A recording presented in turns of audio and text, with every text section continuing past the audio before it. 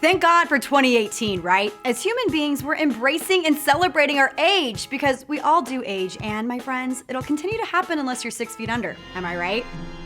But let's not kid ourselves. We all want to age gracefully, and there's one MVP ingredient most skincare professionals swear by for this. Kirbie, tell us what it is. It's retinol! But what is retinol? How often should we use it? And when should we start? Or should we avoid it altogether? I'm breaking it all down today on The Makeup. Whether you're a skincare obsessee or new to the game, chances are you've heard of retinol. You can find it in serums, lotions, eye creams, even some makeup products claim to use it. Retinol promises to fight the signs of aging by encouraging cell turnover, so over time, you can get that youthful glow with less lines, smoother texture, and an even skin tone. Think of retinol as the anti-aging product. It's a type of vitamin A that naturally occurs in the skin. When absorbed into the skin, enzymes work slowly to convert it to retinoic acid, which stimulates the production of brand new skin cells. This helps fade most dark spots over time, a big win for sun-damaged skin. Before we go any further, let's address the elephant in the room: retinol, Retin-A. Retinoids? What's the difference? It can be confusing, right? First of all, retinol and Retin-A are both different types of retinoids that do different things. Retinol is in over-the-counter products and is used for lines, wrinkles, and the texture of your skin.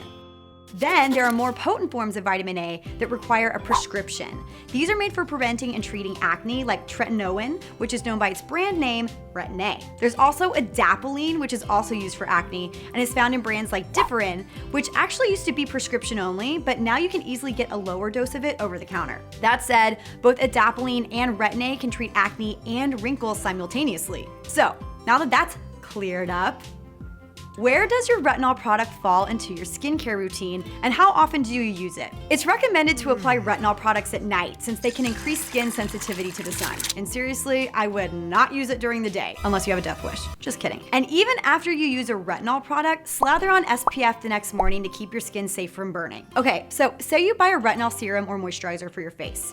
You'd use this product right before your regular moisturizer. So cleanse, tone if you do that, and then apply a pea-sized amount of product. If you're layering products, start with the lightest textures first and then finish with the thickest, okay? Retinol can dry out the skin, so I actually like to apply a thicker cream on top to keep my skin moisturized. When it comes to how often you should use retinol, it's best to work your way up. So start once or twice a week and then see how your skin tolerates it and then up the frequency. Most skincare pros will tell you that the earlier you address signs of aging, the better off you'll be in the future. There's no specific age requirement per se, but adding retinol product into your skincare routine in your mid to late 20s or when you might notice those small lines forming will for sure get you ahead of the game. Now, let's talk about Retinol Strength, which is definitely not a one-size-fits-all kind of thing. It really depends on your skin type and tolerance to vitamin A.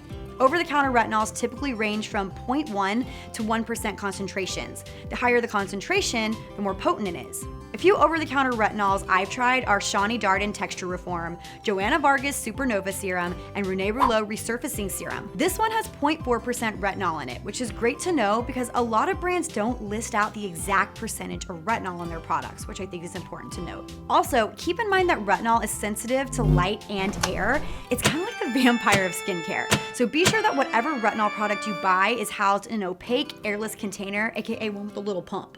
There are a few products you should try to avoid while using a retinol because your skin might hate you afterwards.